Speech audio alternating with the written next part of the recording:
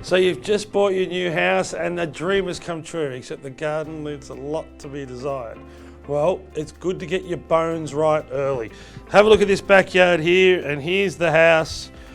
Now, important things to think about is practicality. All right, we're going to entertain off the back of the house here. And we're going to put a shed in this corner. We're going to have a clothesline that comes off the wall there.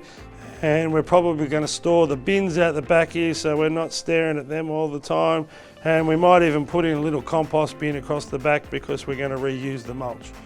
All right, now if you're entertaining here and you're going to the clothesline, say twice a day, and then you're going to the shed, say 3 times a week, and then you're putting the compost from the kitchen into the compost bin every day, and then you're taking the bins out once a week, you can see where the lawn is going to wear out.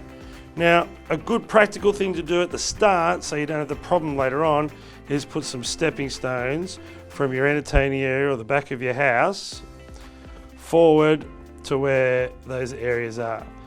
Now, you can go a narrow stepping stone for the majority of it. What I like to do when I get to the end here where I might be going to the shed, the bin, or the clothesline, is add a little design feature and go 2 wide or 3 wide. Now, I know my picture looks like a chopped liver, but it's actually practical, and on the ground it looks really good.